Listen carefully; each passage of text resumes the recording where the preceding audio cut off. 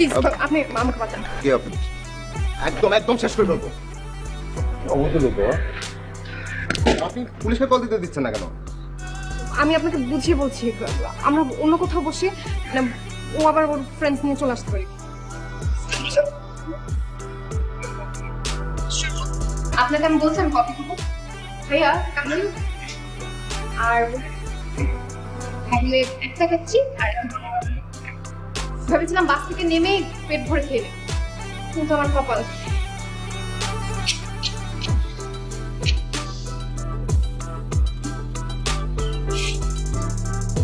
তারপরে কি আমি বলে দিলাম এই বিয়ে আমি করব না, বাস। হ্যান্ডসাম ছেলে আমার সাথে লাইন মারা ট্রাই করছে, ভাবলাম ওকে একটা ট্রাই দিই। আমি সবকিছু খুলে বললাম, ও বললো তুমি ঢাকায় চলে আসো, আমরা বিয়ে করবো। বাস থেকে নেমে বুঝলাম সে আমার ব্যাগ নিয়ে চম্পট হওয়ার প্ল্যান। ওই ছেলের হাত থেকে আপনি আমাকে একটু আগে পাবেন। এখন যদি আপনি পুলিশকে কল করতেন, এতক্ষণে ব্যাপারটা থানা পর্যন্ত যেত, থানা থেকে আমার বাবার কাছে চলে যেত। আপনি হচ্ছেন বিরহের কবি মা, অনলাইনে অফলাইনে সব জায়গায় যান। আপনার ফেসবুক আইডিতে কোনো মেয়ে আছে হাজার হাজার ছাড়া খাওয়া, যাদেরকে আপনি প্রশিক্ষণ দেন কিভাবে মেয়েদের হাত থেকে দূরে থাকবেন। হ্যাঁ বলুন তো আপনি।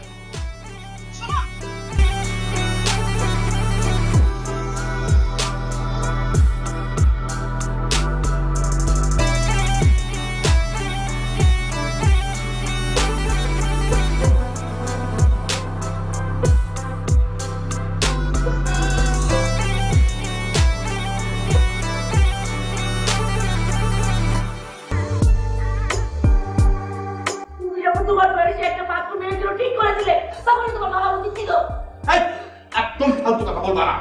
আমি যখন তোমাকে বিয়ে করেছিলাম তখন আমি কোথাকার কোন কোচি ডাবছিলাম, তোমার বাবা আমার হাতে তোমাকে তুলে দেয়নি। কোন খোঁজ পেয়েছিস? হ্যাঁ দুলাভাই, রিয়ার ফোন একবার অন হয়েছিল, লোকেশন ট্র্যাক করে যা বুঝলাম সে এখন ঢাকায়। পুলিশ কি? অবশ্য তাকে ট্র্যাক করার চেষ্টা হচ্ছে। ঢাকায় অলরেডি আমি আমার পরিচিতদেরকে রিয়াকে সার্চ করতে বলে দিয়েছি। দেখ, যেভাবে হোক রিয়াকে খুঁজে বের করতে হবে। ধুর বেটা, তুই আমার চিনিস না? আরে আমার মেস মানে তো তোর মেস, যা ইচ্ছা তাই করবি, আমার আপত্তি নেই রে। কিন্তু ঢোকার সময় একটু খেয়াল রাখিস, বুঝছিস? বাড়িওয়ালা যেন টের না পায়। আর হ্যাঁ, মেসে কিন্তু খাইসটা সজীব আছে, এই টাইমে কিন্তু ঠাল থাকে, ঠিক আছে? ওর সাথে কথা না বলে সোজা আমার রুমে গিয়ে বসবি, ওকে?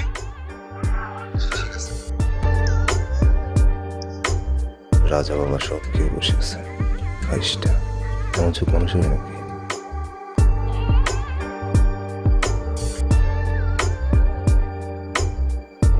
আপনি একটু ফ্লাগ নিয়ে আসেন তারপর। কি সরি কি সরি কি সরি আরে ওনারে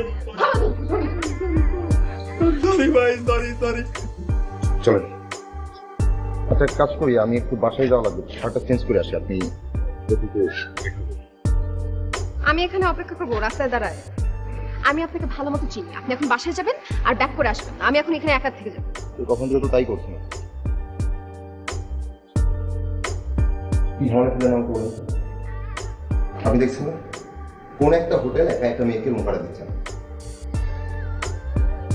ধীরে রাজ,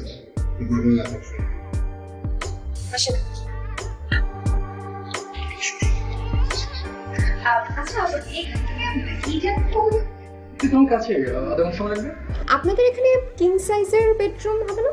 জি ম্যাম, কিং বেড অ্যাভেলেবল আছে। না না, ওই ডাবল বেড হবে না? স্যার আপনারা তো হাজব্যান্ড ওয়াইফ, হ্যাঁ এবার সো কিং বেডই আপনাদের জন্য বেটার হবে।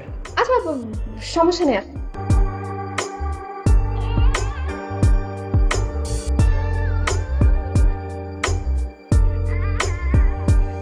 মিথ্যা ব্যাপারটাকে আমি একদম ঘৃণা করি। আজকে আপনি মিথ্যা বললেন আর আপনার জন্য মায়ের সাথে মিথ্যা কথা বলতে হলো। আরেকজন তো জীবনটাই শেষ করে দিয়ে গেছে মিথ্যা বলে। কি হয়েছে? একদিন এক ছেলের সাথে তাকে দেখে জিজ্ঞাসা করলাম ছেলেটাকে, সে বল তার বয়ফ্রেন্ড। দীর্ঘদিন তাকে এড়িয়ে চলায়, তাকে পাত্তা না দেয়, সে নাকি প্রতিশোধ নিয়েছে। সুইসাইডের ব্যাপারটা নাকি ছিল মিথ্যা। পৃথিবীতে আমি দুইটা জিনিস খুব বেশি ঘৃণা করি, এক মিথ্যা আর দুই আমার মায়ের কান্না।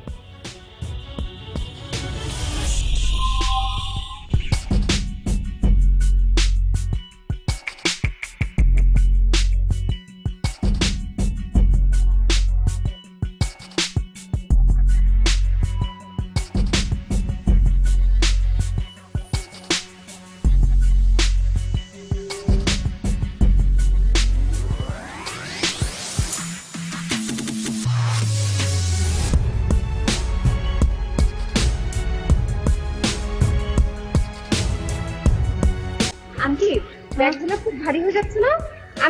আমি আপনাকে পৌঁছে দিই বাসায়। বাসা তো বেশি দূরে না, এই তো কাছে। না, এত কষ্ট করে আপনি নিজে বাজার করছেন। আছে তো, সে তো একেবারে নবাবজাদা।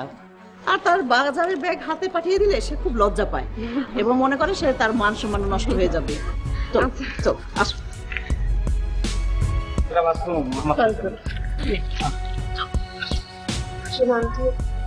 আমার তো যাওয়ার কোনো জায়গা নেই। আমি খুলনা থেকে পালিয়ে এসেছি। কি হয়েছে মা, আমাকে একটু খুলে বলো। ভালোবাসার মানুষ যখন বললো তুমি ঢাকায় চলে আসো, আমরা বিয়ে করব, আমি ওর কথা বিশ্বাস করে খুলনা থেকে পালিয়ে ঢাকায় চলে এসেছি। ও হোটেলে আমার সাথে এক রাত থেকে পালিয়ে গেছে। এত বড় অপমান হয়েছে। মা তুমি আমার কথা শোনো। আমি তোর কোনো কথা শুনতে চাই না, তুই দূর হয়ে যা, দূর হয়ে যা আমার চোখের সামনের দিকে। এক মিথ্যা আরেক আমার মায়ের কান্না।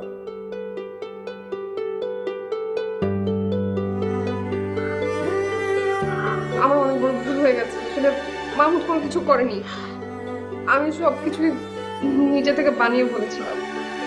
আসলে আমি চেয়েছিলাম আপনাদের এই বাড়িটাতে কিছুদিন থাকতে। ও আসলে আমাকে হেল্প করেছে।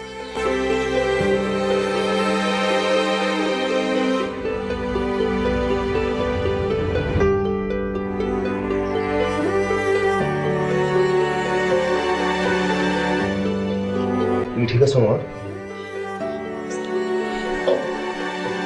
আমি ঠিক আছি বাবা। রিয়া আমাকে সব সত্যি কথা বলি। আমি জানতে আমার ছেলে এমন ভুল কাজ করতে পারে না। আমি মেয়েকে আমার ছেলের বউ বানাবো, ওর বাবার কাছে বিয়ের প্রস্তাব নিয়ে যাব।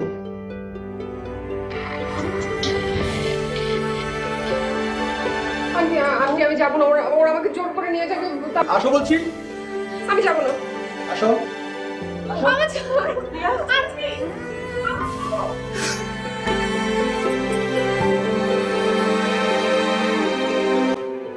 হ্যালো মাহমুদ, জি। আমি রিয়ার মা বলছি।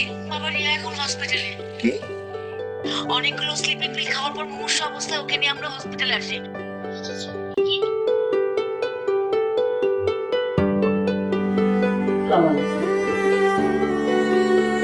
জোর করে বিয়ে দেওয়ার কারণে ও অনেকগুলো স্লিপিং পিল খেয়ে ফেলে। আসলে ভুলটা আমি করেছিলাম। আবার ওরা বসে কথা বল, বাইরে বসে। ঠিক আছে ভাই।